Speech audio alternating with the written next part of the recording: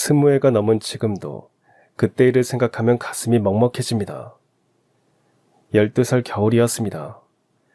제 인생이 송두리째 바뀐 그 겨울 말입니다. 그해 12월, 저는 겨울방학이 되자 아빠에게 졸랐습니다. 어디든 좋으니 가족끼리 여행을 가고 싶다고요. 아빠, 겨울방학인데 어디 놀러 가요. 친구들은 다 간대요. 우리 딸 어디 가고 싶은데? 스키장이요. 스키도 타고 놀이기구도 탈 수 있대요. 좋지. 그럼 이번 주말에 다녀오자. 엄마는 처음엔 조금 망설였습니다. 가기는 어쩌고요. 갑자기 여행이라니. 하루 좀 쉬어도 괜찮잖아. 지영이도 방학인데 가족끼리 추억 한번 쌓자고.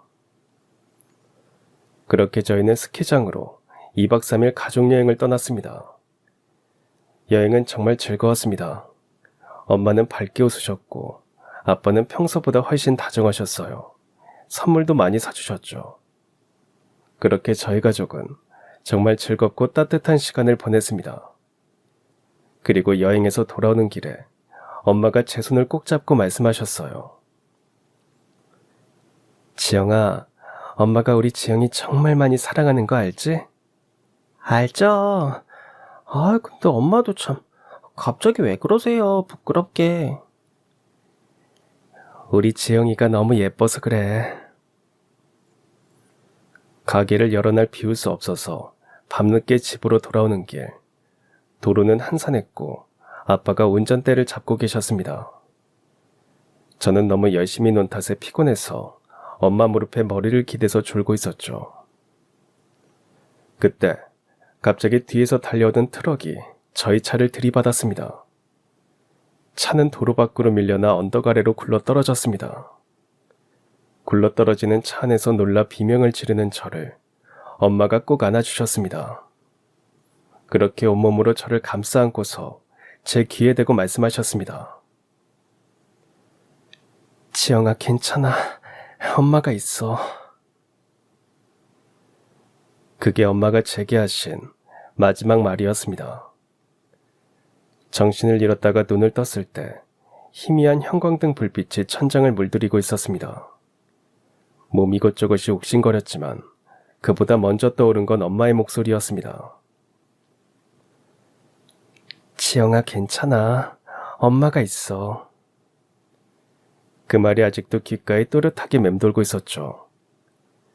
눈을 뜨자 곁에 있던 사람들의 움직임이 분주하게 느껴졌습니다. 의사가 다가와 조심스럽게 제 상태를 확인했습니다. 다행히 큰 부상은 없어요. 며칠만 지나면 스스로 움직일 수 있을 겁니다. 어머님이 온몸으로 안아주고 계셔서 충격이 아이한테 거의 전달되지 않았더라고요. 그 말을 듣는 순간 저는 얼른 물었습니다. 그럼 엄마랑 아빠는요? 어디 계세요? 저 아빠랑 엄마 보고 싶어요. 하지만 의사는 제 눈을 피한 채 아무런 대답도 하지 않았습니다. 잠시 침묵이 흘렀고 고모는 입술을 꼭 깨물더니 결국 흐르던 눈물을 참지 못한 채 제 곁으로 다가왔습니다. 떨리는 손으로 제 손을 꼭 잡고는 마침내 터뜨리듯 말했습니다. 지영아, 우리 지영이 어떡해. 오빠랑 언니는 어린 너를 두고 어떻게 눈을 감았을까? 지영아, 엄마랑 아빠가 그날 너 구하려고 정말 끝까지 너만 지키셨단다. 처음엔 고모가 무슨 말씀을 하시는 건지, 그 말이 무슨 뜻인지 이해되지 않았습니다. 단어들이 엉켜 마치 낯선 소음처럼 머릿속을 둔탁하게 때릴 뿐이었어요. 그럴 리 없어요. 아니에요. 엄마가 저한테 그랬어요. 괜찮다고. 엄마가 있으니 괜찮다고 하면서 꼭 안아주셨단 말이에요. 거짓말하지 마요. 엄마 아빠 어딨어요? 지금 당장 보러 갈 거예요. 제 울부짖음에 고모는 끝내 울음을 멈추지 못했습니다. 그 순간 저는 병실 침대 위에서 꿈을 꾸고 있는 것만 같았습니다. 모든 것이 너무 조용해서 오히려 귀가 먹먹할 지경이었죠. 그날 이후 저는 오랫동안 거짓말 같은 현실에서 깨어나지 못했습니다. 온몸으로 저를 감싸놨던 엄마의 따뜻한 품, 뒤돌아보며 마지막까지 미소 지어주었던 아빠의 눈빛이 매일 밤 꿈속에서 저를 찾아왔습니다. 그리고 그제야 저는 정말로 이 세상에 혼자 남았다는 걸 알았습니다. 저는 그렇게 12살의 상주가 되었습니다. 장례식장은 숨소리조차 무겁게 내려앉은 듯 고요했습니다. 짙은 향냄새가 코를 찌르고 바닥만 바라보는 사람들의 눈엔 눈물이 고여 있었습니다. 검은 옷, 하얀 국화, 저를 향한 조심스러운 시선들. 하지만 제 눈에는 아무것도 또렷하게 들어오지 않았습니다. 사람들은 말을 아꼈고 어떤 이들은 안쓰러운 눈빛으로 저를 바라보았습니다. 어린 게 뭘 알겠어 하는 연민과 저걸 어쩌면 좋나 하는 안타까움이 뒤섞인 얼굴들 사이에서 고모가 제 어깨를 감싸 안았습니다. 지영아, 괜찮아. 고모가 있잖아. 이제부터는 고모가 네 편이야. 저는 조용히 고개를 끄덕였지만 입을 열 수는 없었습니다. 말을 하면 눈물이 터질 것 같았고 눈물을 흘리면 정말로 모든 게 끝났다고 인정하게 될 것 같았으니까요. 그때 문상객들 사이로 엄마의 웃는 얼굴이 아른거렸습니다. 여행 마지막 날 저를 꼭 안아주던 그 따뜻한 품이 떠올랐습니다. 그리고 그 옆에서 장난기 가득한 얼굴로 웃던 아빠. 그 모든 장면이 뿌옇게 몽롱하게 머릿속을 맴돌았습니다. 이건 꿈일 거야. 이제 곧 깨어나겠지. 수없이 되뇌었지만 냉정한 향냄새는 잔인하게도 현실임을 알리고 있었습니다. 내가 그날 놀러 가자고만 하지 않았더라면, 겨울방학이니까 여행 가자고, 친구들도 다 간다고 떼를 쓰지 않았더라면, 그러면 아빠는 운전하지 않았을 테고, 엄마도 나를 안고 있지 않았을 테고, 그 트럭은 그냥 지나쳤을 수도 있었을 텐데. 그때부터 모든 게 제 탓처럼 느껴졌습니다. 장례식장 한쪽에 놓인 엄마와 아빠의 영정사진을 바라보며 저는 속으로 수백 번도 넘게 되뇌었습니다. 죄송해요. 엄마, 아빠 미안해요. 12살의 저는 어른도 아니고 아이도 아닌 채 세상의 중심이 무너지는 것을 바라보고 있었습니다. 그리고 그날 저는 어린아이의 눈으로 인생의 가장 잔인한 작별을 배웠습니다. 장례식이 끝난 후 저는 고모의 단칸방에서 살기 시작했습니다. 고모는 엄마와 초등학교부터 고등학교까지 함께 다닌 오랜 친구이자 동창이셨습니다. 부모님이 처음 만나게 된 것도 사실 고모 덕분이었다고 들었습니다. 엄마가 고모네 집에 자주 놀러 가던 중 고모의 오빠였던 아빠를 만나게 된 거였죠. 그런 깊은 인연이 있었기에 고모는 저를 외면할 수 없었을 겁니다. 자연스럽게 부모님의 장례가 끝난 뒤 저는 고모 집으로 가게 되었습니다. 하지만 고모부와 저보다 3살 많은 사촌 오빠에게는 그렇잖아도 좁은 단칸방에 갑자기 늘어난 식구가 그리 반가울 리 없었습니다. 지영이는 언제까지 데리고 있을 거야? 언제까지라니, 그게 무슨 말이에요. 지영이가 갈 데가 어디 있다고요. 그래도 언제까지 같이 있을 수는 없잖아. 우리 형편이 넉넉한 것도 아니고. 그리고 수철이 나이도 있는데 언제까지 애들 둘을 한 방에 재우냐고. 다른 친척은 없어? 우리 친척 없는 거 당신도 알잖아요. 지영이한테 남은 사람 나뿐이에요. 고모부와 고모가 목소리를 낮춰 이야기하는 걸 들으면서 저는 방 한구석에 웅크리고 앉아 있었습니다. 어린 나이였지만 제가 환영받지 못한다는 사실은 뼈저리게 느껴졌습니다. 사촌 오빠는 저를 노골적으로 싫어했고 고모부는 아예 말조차 거의 걸지 않으셨습니다. 언제까지 여기 있을 거야. 방도 좁은데. 사촌 오빠가 저를 구박할 때마다 고모는 그를 크게 나무라셨습니다. 하지만 그런 일이 반복될수록 고모부와 사촌 오빠의 시선은 점점 더 차가워졌습니다. 가족들의 시선이 차가워질수록 저도 점점 움츠러들었습니다. 밥을 먹을 때도 눈치를 봐야 했고 씻을 때는 늘 마지막 순서를 기다려야 했습니다. 새로 전학 간 학교에서도 아직 적응하기 어려웠는데 집에서는 눈치를 보느라 마음을 놓을 틈조차 없었습니다. 그렇게 시간이 흘러 어느덧 석 달쯤 지났을 무렵이었습니다. 3월 중순의 어느 날 고모가 조용히 저를 불렀습니다. 현관문을 열자 낯선 할머니 한 분이 서 계셨습니다. 처음 뵙는 그 모습은 제게 적지 않은 충격이었습니다. 낡아 헤어진 옷차림, 정돈되지 않은 머리카락, 깊게 패인 주름투성이 얼굴과 손등엔 오래 묵은 때가 묻어 있었습니다. 그 모습은 왠지 모르게 무서웠고 동시에 슬퍼 보이기도 했습니다. 그 노인은 아무 말 없이 제 얼굴을 가만히 바라보기만 했습니다. 그 시선이 너무도 강렬해서 저는 순간적으로 고모 뒤로 숨고 싶어졌습니다. 지영아, 이분을 따라가렴. 왜요?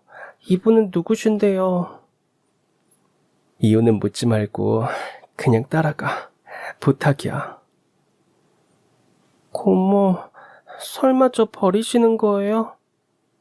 제 말에 고모의 눈가에 눈물이 맺혔습니다. 그러나 동시에 어딘가 모르게 안도한 듯한 표정이 엿보였습니다.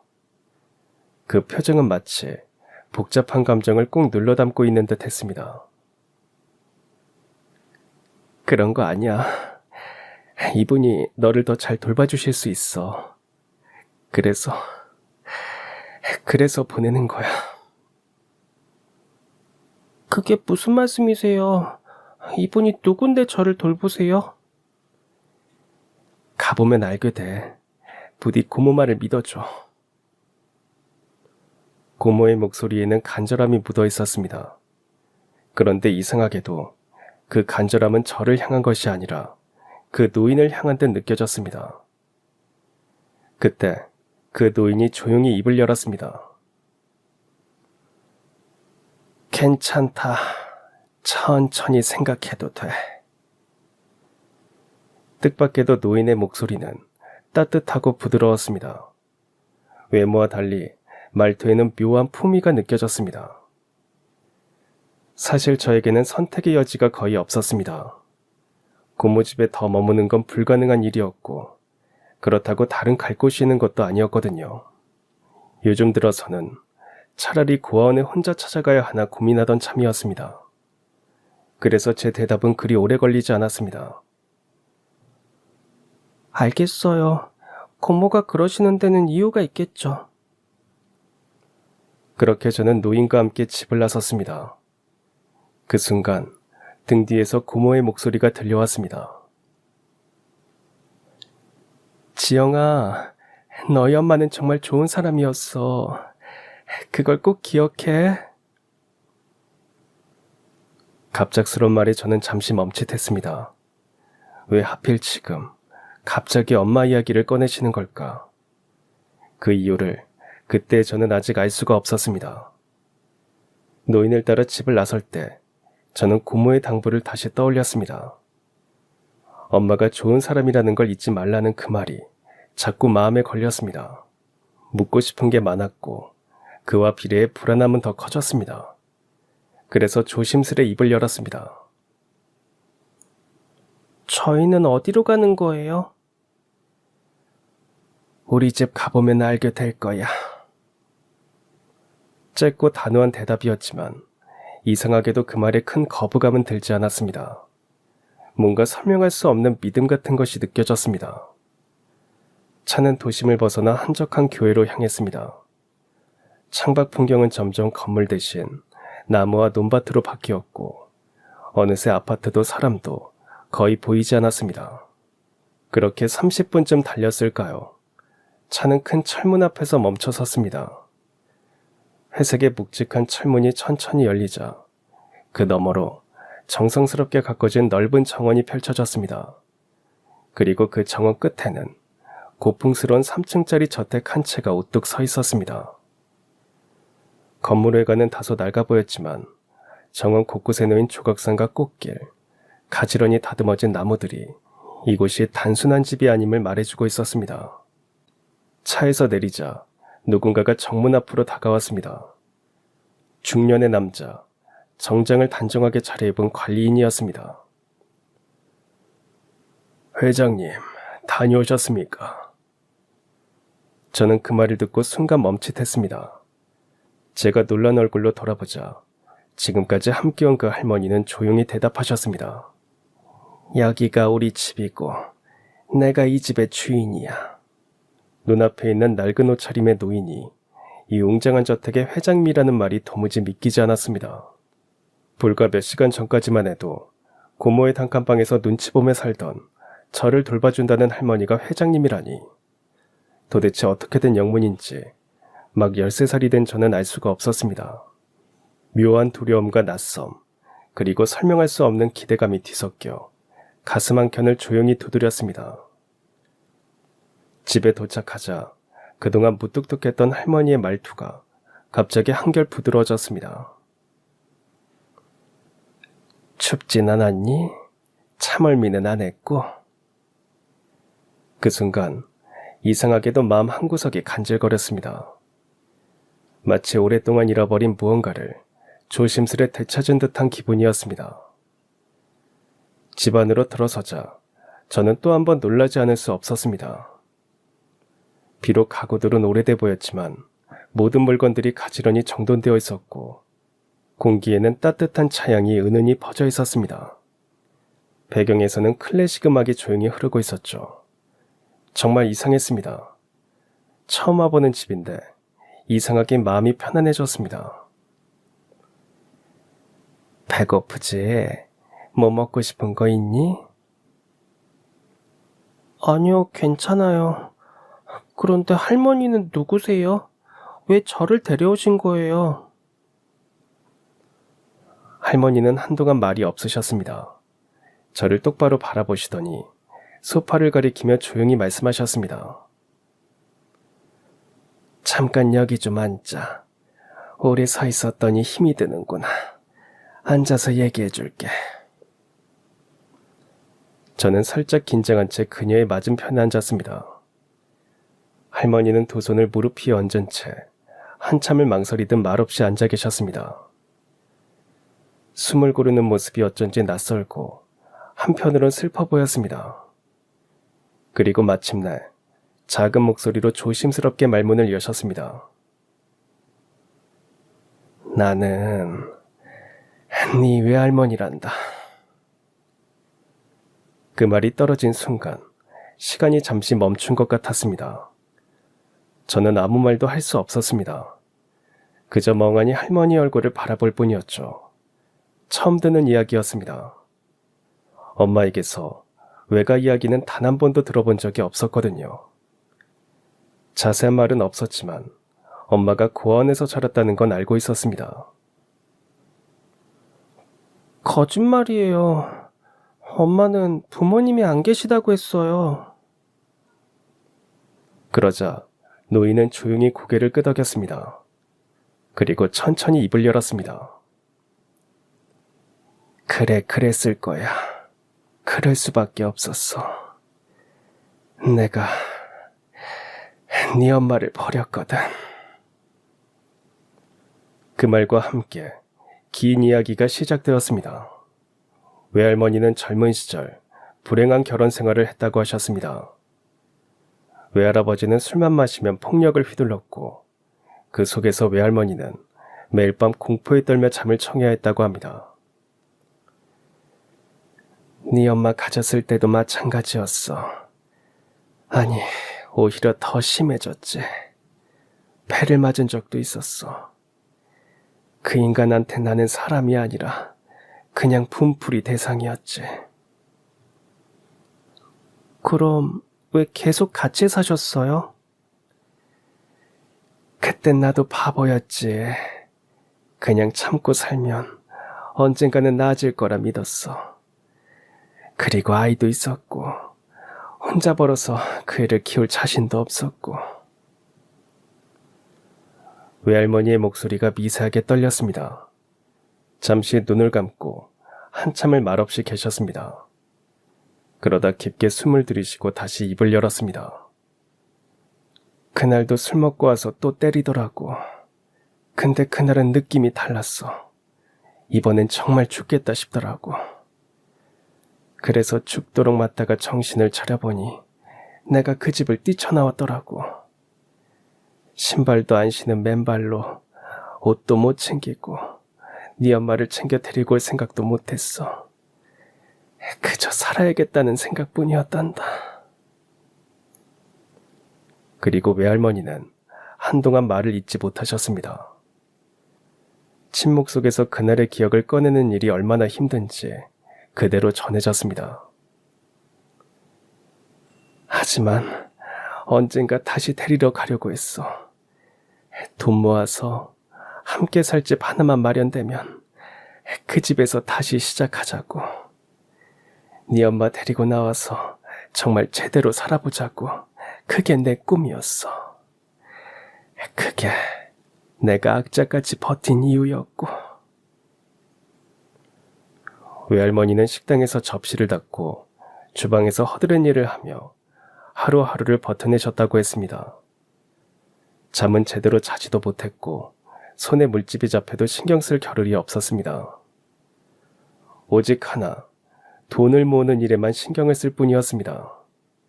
그리고 번 돈은 어디 딴 데 쓸 생각조차 안 하셨다고 합니다. 모든 건 오직 하나, 내 손으로 다시 아이를 키우겠다. 그 마음 하나로 긴 세월을 버텨오셨다고 했습니다. 그땐 정말 하루하루가 전쟁 같았어. 하지만 몸이 부셔져도 괜찮으니까 네 엄마를 다시 볼 수만 있다면 그걸로 됐어. 그렇게 꼬박 5년 동안 밥 한 끼 사먹는 사치도 새 옷 한 벌 입는 여유도 없이 모으고 또 모아서 집 한 채를 마련하셨다고 했습니다. 그리고 마침내 엄마를 데려오기 위해 집을 찾아갔을 때 외할머니가 집을 나가고 얼마 안 있어서 외할아버지는 급성 알코올 중독으로 세상을 떠났고 맡아줄 사람이 아무도 없었던 엄마는 결국 고아원에 맡겨졌다는 사실을 그제야 알게 되셨다고 했습니다. 외할머니는 당연히 고아원에 가면 엄마를 만날 수 있을 거라 믿으셨다고 했습니다. 하지만 찾아간 고아원에서 돌아온 대답은 너무도 차가웠습니다. 이미 입양되었습니다. 그 이후의 정보는 제공할 수 없습니다. 이름도 어디로 갔는지도 절대 알려줄 수 없다는 말뿐이었습니다. 그 말을 듣는 순간 외할머니는 모든 것이 무너져 내리는 것 같았다고 하셨습니다. 5해 동안 딸을 다시 품에 안는 날만을 그리며 살아왔건만 그날 그 희망이 눈앞에서 산산이 부서졌던 겁니다. 그날 고아원을 나오는데 사람 마음이 무너진다는 게 뭔지 그때 처음 알았어. 외할머니는 그렇게 고아원 앞에 하염없이 앉아 계셨다고 했습니다. 아무것도 할 수 없는 무력감 속에서 이름도 얼굴도 목소리도 모르는 누군가의 품에 안겨 떠나버린 딸을 다시는 만나지 못할까봐 그 두려움을 꾹꾹 눌러 삼키며 하루를 견디셨다고 합니다. 그때부터 미친 사람처럼 네 엄마를 찾아다녔어. 전국의 초등학교를 하나하나 돌아다니면서. 그 말씀은 단순한 표현이 아니었습니다. 정말로 외할머니는 발이 닿는 곳마다 찾아다니셨다고 했습니다. 딸의 이름을, 얼굴을, 목소리를 간직한 채 혹시라도 닮은 아이를 마주치면 가슴이 철렁 내려앉았고 학교 앞에서 한참을 멍하니 서 있던 날도 수도 없이 많았다고 했습니다. 동시에 외할머니는 생계를 이어가야 했습니다. 그저 버티기 위해 시작한 도시락 장사는 하루하루 조금씩 입소문을 타기 시작했고 어느새 손님이 끊이지 않는 작은 식당이 되었고 결국엔 프랜차이즈로까지 성장하게 되었습니다. 그렇게 지금은 전국에 300개가 넘는 가맹점을 둔 누구나 알만한 큰 회사가 된 거였습니다. 그럼 돈이 엄청 많으신 거네요? 외할머니는 씁쓸하게 웃으며 고개를 저으셨습니다. 돈이 뭐가 중요하니? 소중한 딸을 잃었는데. 그 한마디로 그 긴 세월의 결핍이 무엇을 말해주는지 알 수 있었습니다. 사업은 번창했지만 딸을 찾는 일만큼은 세상 누구도 어떤 돈도 도와주지 못했습니다. 수십 년이 흘렀습니다. 세상은 바뀌었고 외할머니는 회장이라는 이름을 얻었지만 그 마음 한편엔 늘 엄마가 남아 있었습니다. 그래도 외할머니는 단 한 번도 포기하지 않으셨다고 했습니다. 그저 마음속 깊은 곳에 간절한 소망 하나를 품고 조용히 묵묵히 시간을 견뎌내셨다고요. 언젠가는 꼭 다시 만날 수 있을 거라고 믿었어. 그 믿음 하나로 나는 매일을 살았단다. 그러던 어느 날 기적처럼 할머니는 엄마를 찾게 되었습니다. 그 소식을 들었을 때 심장이 멎는 줄 알았어. 다 끝났다고 믿었던 세상에서 기적처럼 너희 엄마가 다시 내 앞에 나타났지. 그날 외할머니는 수십 년 전 고아원 앞에서 주저앉아 울던 그 자리에서 비로소 다시 숨을 쉴 수 있었다고 말했습니다. 네 엄마가 결혼해서 딸을 낳았다는 걸 알았어. 그게 바로 너야. 그때부터 외할머니께서는 멀리서 조용히 저희 가족을 지켜보셨다고 합니다. 눈앞에 있는 딸과 손녀의 모습을 보고도 선뜻 다가설 수는 없었다고 하셨습니다. 이미 너무 많은 시간이 흘러버렸고 갑작스레 나타나면 혹시라도 엄마가 놀라거나 상처를 받지 않을까 그 걱정이 앞섰다고 하셨습니다. 그래서 외할머니는 스스로를 그저 동네 어르신처럼 보이게 만들었다고 하셨습니다. 해진 옷을 입고 폐지를 줍는 척하며 엄마가 오가는 길목을 천천히 걷기도 하셨답니다. 혹시라도 엄마가 눈치챌까봐 항상 얼굴을 가렸고 멀리서 바라보는 것만으로도 만족하며 스스로를 다독이셨다고 합니다. 그렇게 매일같이 사랑하는 딸이 웃고 말하고 살아가는 모습을 멀리서 바라보며 그리움을 삼키는 하루하루가 이어졌습니다. 그러던 어느 날 엄마가 다가와 말을 건넸다고 합니다. 그러면서 따뜻한 음료를 건넸고 또 다른 날에는 이거 드셔보세요. 저희 가게에서 만든 건데 맛있어요. 하며 간식도 챙겨주고 여느 겨울날엔 목도리를 살포시 둘러주기도 했답니다. 이렇게 춥게 다니시다가 감기 걸리세요. 감기 걸리시면 안 되니까 목은 꼭 따뜻하게 하고 다니셔야 해요. 그날 외할머니는 그 손길의 온기를 잊을 수 없다고 하셨습니다. 목소리 하나, 따뜻한 손 하나, 그 작은 순간들이 외할머니에게는 세상 그 무엇보다 큰 위로였습니다. 그 따뜻한 눈빛과 다정한 말 한마디로 그날 하루는 울지 않고 잠들 수 있었고 짧은 만남이었지만 외할머니에겐 살아갈 이유가 되었습니다. 그러던 중 올해 들어 외할머니는 엄마의 태도가 어딘가 달라졌다고 느끼셨습니다. 가끔씩 슬픈 눈으로 바라보기도 했고 스치듯 건네는 말들 속에는 묘한 결심 같은 게 느껴졌다고 하셨습니다. 그러다 부모님이 돌아가신 이후에서야 외할머니는 고모를 통해 믿기 힘든 이야기를 전해 들으셨습니다. 네 엄마가 알고 있었다는구나. 내가 자기 엄마라는 걸. 예전부터 알고 있었는데 그동안 계속 모른 척 했던 거였어. 고모가 들려준 이야기는 외할머니의 가슴을 세차게 울리는 이야기들이었습니다. 엄마는 폐지를 줍던 그 할머니, 겨울이면 목도리 하나에도 눈시울을 붉히던 그분이 자신을 낳아준 친엄마라는 걸 이미 오래전부터 알고 있었다고 합니다. 하지만 안다고 해서 그 자리에서 곧장 엄마라고 부를 수는 없었습니다. 어릴 적 상처, 그리고 혼란스럽고 아픈 기억들이 엄마의 마음을 쉽게 움직이지 못하게 했던 것이죠. 그래서 엄마는 일부러 모르는 척 아무런 감정도 없는 듯 거리감을 유지하며 지냈다고 합니다. 그건 스스로를 보호하려는 방어였고 그 안에는 두려움과 혼란, 그리고 가슴 깊은 그리움이 함께 얽혀 있었습니다. 그럼에도 불구하고 마음은 몸을 완전히 속일 수는 없었습니다. 차가운 겨울날, 목이 시려 보이는 할머니를 그냥 지나칠 수 없었고, 무더운 여름날, 땀에 젖은 모습을 보면 모른 척할 수 없어 간식을 챙겨드렸다고 했습니다. 머리로는 외면하려 애썼지만 가슴 어딘가에 남아있던 끈이 자꾸만 흔들린 것이겠죠. 시간이 흐르면서 엄마의 마음도 서서히 열리기 시작했습니다. 그리고 결국 결심하게 되었습니다. 이제는 받아들이고 싶어. 도망치지 않고 마주하고 싶어. 엄마 손을 꼭 잡고 그동안 가슴 속에만 삼켰던 그 말을 엄마라고 다시 불러보고 싶어. 그 이야기는 엄마가 어제 고모에게만 털어놓았다고 합니다. 그리고 이번 가족여행이 끝나면 연말이 되기 전에 꼭 외할머니를 찾아가겠다고 다짐했답니다.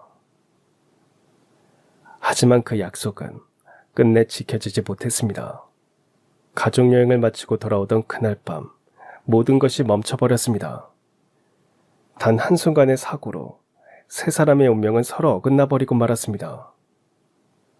엄마는 마침내 마음을 열고 다시 시작할 준비를 마쳤고, 외할머니는 평생을 기다려온 단 한 번의 기회를 드디어 눈앞에 두고 계셨는데, 하지만 그 운명적인 만남은 단 하루, 아니 불과 몇 시간 차이로 영영 이루어질 수 없는 일이 되고 말았습니다.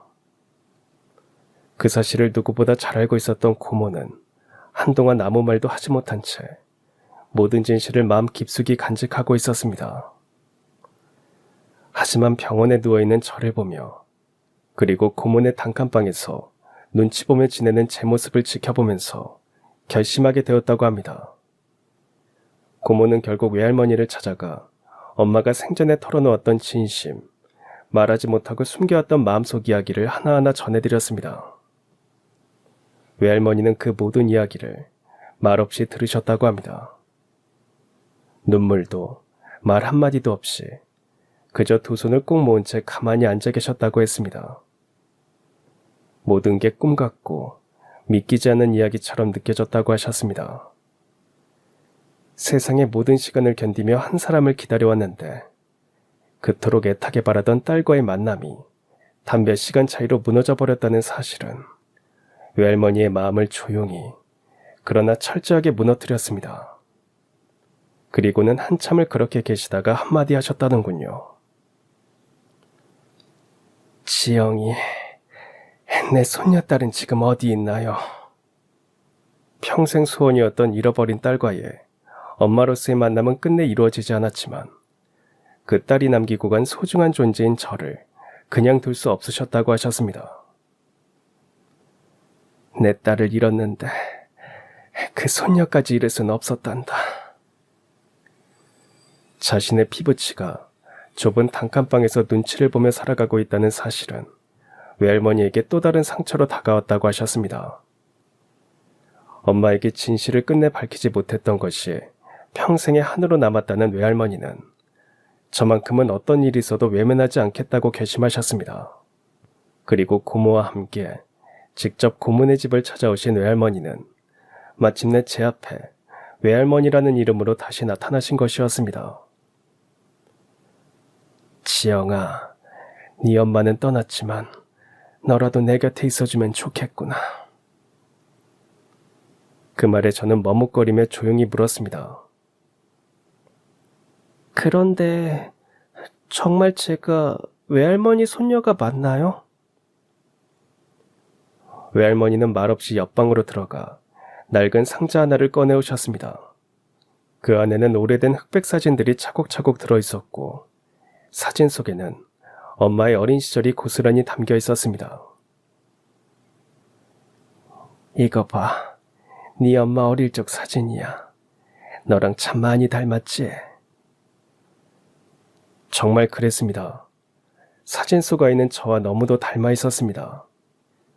눈매, 코, 입매까지 거울을 보는 듯한 기분이 들 정도였습니다. 외할머니는 그 사진들 중 하나를 꺼내며 조심스럽게 말하셨습니다.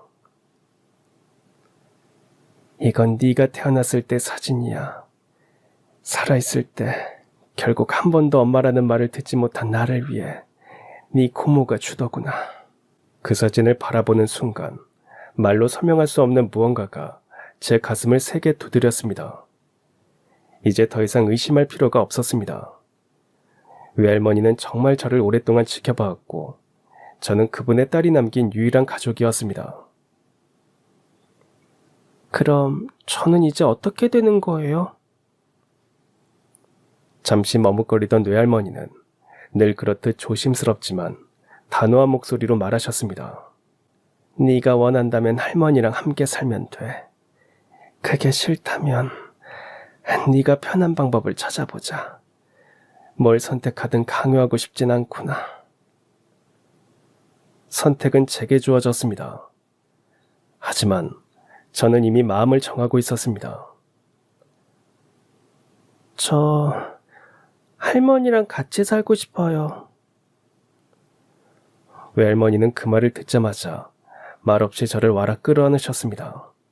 어깨가 작게 떨릴 만큼 꼭 끌어안고 귀에 속삭이듯 말씀하셨습니다. 고마워. 정말 고맙구나, 지영아. 그날부터 저와 외할머니의 새로운 삶이 시작되었습니다. 외할머니는 저에게 모든 걸 아끼지 않으려 하셨습니다. 좋은 학교로 진학시켜 주셨고 공부에 필요한 책임에 오시며 필요한 건 먼저 챙겨주셨습니다. 하지만 그런 것보다 더 따뜻했던 건 무언가를 사주는 손길 너머에 담긴 진심이었습니다. 그 집에는 오랜만에, 아니 처음으로 가족이라 부를 수 있는 온기가 있었습니다. 처음엔 모든 게 낯설고 어색했습니다. 갑자기 커다란 집에 살게 되었고 가정부 아주머니도 있었으며 어린 시절과는 전혀 다른 생활이 펼쳐졌습니다. 할머니는 지금까지 혼자 사셨어요? 네 엄마를 두고 혼자 도망쳐 나온 이후로 누구와도 가까워지지 못했지. 그저 일만 하면서 네 엄마를 찾는 데에만 전부를 쏟았어. 그 말에 저도 고개를 끄덕였습니다. 저 역시 부모님을 잃은 뒤 가족이라 부를 수 없는 사람들 속에서 긴 시간 외로움을 견뎌야 했으니까요. 근데 이제 네가 있잖아. 더 이상 외롭지 않을 것 같아. 그 말이 이상하게 따뜻하게 느껴졌습니다. 외할머니는 바쁜 와중에도 저녁 식사는 꼭 함께 하셨고 주말이면 짬을 내어 나들이도 함께 다녔습니다. 지영아, 오늘 학교는 어땠어? 수학시험 봤는데 100점 맞았어요. 정말? 아이고, 우리 지영이 똑똑하네. 할머니가 상 줘야겠네. 외할머니는 제 작은 성취에도 아낌없는 칭찬을 해주셨고 무엇보다 부모님에 대한 이야기를 자주 들려주셨습니다. 네 엄마도 참 공부를 잘했다고 하더라고. 고모한테 받은 사진 또 보여줄까? 그 사진들과 이야기들은 어느새 제가 부모님을 그리워할 수 있는 소중한 추억으로 자리 잡아갔습니다. 어느 날 문득 깨달았습니다. 외할머니를 만난 이후 제 삶이 완전히 달라졌다는 걸요. 부모님을 잃은 상실의 시간을 외할머니와 함께 살아가며 조금씩 치유해갈 수 있었습니다. 외할머니 역시 마찬가지였습니다. 오랜 세월 홀로 딸을 그리워하며 살아오신 분에게 저는 어쩌면 삶의 마지막 기회이자 삶의 의미가 되어드릴 수 있었던 것 같습니다. 그렇게 조금씩 일상에 적응해 가던 어느 날이었습니다. 언제나처럼 평범한 오후, 할머니와 정원에 앉아서 학교에서 있었던 일을 들려드릴 때였습니다. 집 앞에 어떤 남자가 찾아왔고 현관 너머에서 그 남자와 이야기를 나누던 외할머니는 갑자기 두 다리에 힘이 풀린 듯 그 자리에 그대로 주저앉으셨습니다. 저는 놀라 달려갔습니다. 무슨 일이냐고 묻기도 전에 남자 입에서 믿기 힘든 말이 흘러나왔습니다. 부모님의 뺑소니 사고가 우연이 아니라 계획된 범죄였다는 겁니다. 그 말을 듣는 순간 숨이 멎는 것 같았습니다. 더 놀라운 건 그 끔찍한 계획을 꾸민 사람이 외할머니 곁에서 오랫동안 함께 일해온 제가 외할머니와 함께 살게 되면서 불편함 없이 살 수 있게 도와주신 저에게도 한없이 친절했던 김비서 아저씨, 바로 외할머니 회사의 전무이사라는 사실이었습니다. 왜 이제야 이 진실이 밝혀진 걸까? 왜 지금이 돼서야 이런 말도 안 되는 이야기를 마주하게 된 걸까? 경찰이 돌아간 뒤 외할머니는 오랫동안 입을 떼지 못하셨습니다. 그저 가만히 소파에 앉아 두 손을 꼭 쥐고 계셨습니다. 그 모습은 오래전 고모에게서 엄마의 마지막 이야기를 들으셨을 때와 똑같았습니다. 잠시 후 외할머니는 천천히 이야기를 꺼내셨습니다. 부모님이 돌아가신 직후 외할머니는 망설임 없이 곧장 경찰서를 찾아가셨다고 합니다. 사고 원인을 듣고 너무 이상했어. 운전 미숙 때문이라니. 네 아버지가 운전을 얼마나 잘했는데. 말이 안 됐어. 게다가 트럭이 그 시간에 거길 다니는 트럭이 아니었어. 사고 지점이 누가 일부러 노린 것만 같았어. 직감적으로 그냥 사고가 아니다는 확신이 들었던 외할머니는 개인적으로 탐정까지 고용해 진실을 파헤치기 시작하셨습니다. 그리고 수개월의 추적 끝에 마침내 충격적인 진실이 드러났습니다. 범인은 외할머니가 15년간 가장 신뢰했던 사람, 회사 내 핵심 인물이자 개인 비서였던 김전무였습니다. 그 사람이 내 딸을, 네 부모를 죽였어. 왜요? 왜 그런 짓을? 우리 엄마 아빠가 뭘 잘못했는데요? 외할머니는 고개를 떨구며 한참을 말없이 계셨습니다. 그리고 힘겹게 말을 이으셨습니다. 아마 회사 때문이었겠지. 그 사람은 내가 가족이 없다고 생각했어. 내가 이 버릇처럼 나 죽으면 이 회사는 김전무가 운영하기라고 했었거든. 그러니 내가 죽으면 회사는 결국 자기 것이 될 거라고 믿었겠지. 그런데 내가 너희 엄마를 찾기 시작하자 계획에 금이 간 거야. 외할머니는 딸을 찾기 시작하며 자주 혼잣말을 하셨고 감정이 요동치는 날들이 많아졌습니다. 그 모든 걸 김전무는 가까이서 지켜보고 있었던 겁니다. 그리고 그는 몰래 우리 가족을 감시하기 시작했습니다. 여행 일정, 이동 경로까지 파악한 뒤 결국 트럭 기사를 매수해 사고를 계획한 것이었습니다. 트럭 기사에게 돈을 건넸더라. 그 트럭 기사가 그 돈으로 도박하다가 걸렸나 봐. 그 사람의 계좌를 추적하는 과정에서 이게 다 나왔나 봐. 통화기로 계좌 내역까지 사실 확인이 끝났다는구나. 분노와 슬픔, 배신감이 뒤엉킨 외할머니는 지체 없이 경찰에 신고했습니다. 김전무는 살인교사 혐의로 기소되었고 함께 공모한 트럭기사도 체포되었습니다. 외할머니는 그 모든 일을 겪으면서 담담한 듯 보였지만 눈빛 깊은 곳엔 또 다른 절망이 고여 있었습니다. 나는 딸을 2번이나 잃었구나. 한 번은 내가 버렸고 2번째는 내가 믿었던 사람 때문에 딸을 잃었구나. 이 모든 게 나 때문이야. 내 딸 불쌍해서 어쩌나. 내가 엄마가 아니었으면 아직도 살아서 지영이 너랑 행복하게 살았을 텐데. 이 죄를 다 어찌 갚을까. 그 말이 마음을 아프게 때렸습니다. 외할머니는 한평생 단 하나의 꿈, 딸과 다시 만나는 것을 위해 살아오셨습니다. 그런데 그 꿈을 무너뜨린 사람이 바로 가장 곁에 두었던 사람이었다니.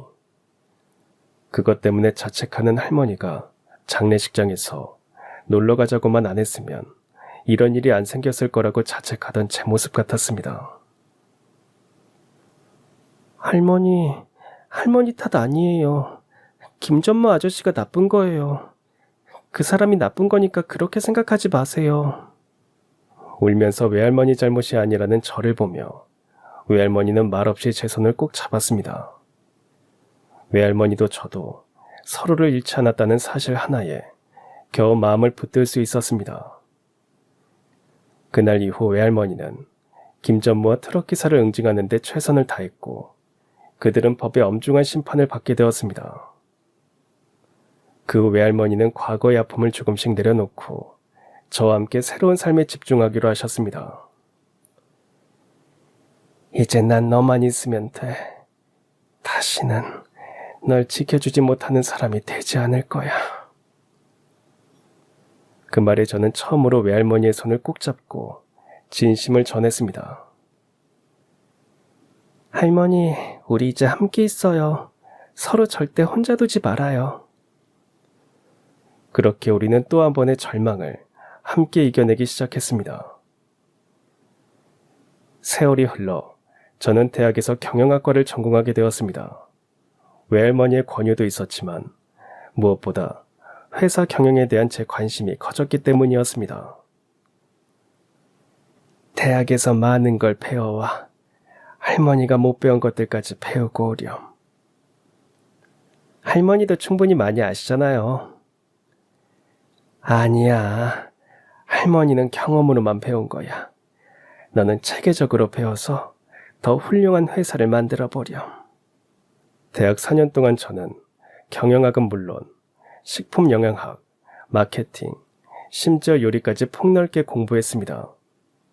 모두 외할머니 회사를 더욱 발전시키기 위함이었죠. 방학마다 회사에서 인턴으로 일하며 실무 경험도 차곡차곡 쌓아갔습니다. 직원들은 처음엔 저를 어색해했지만 시간이 지나면서 점차 인정해주기 시작했습니다.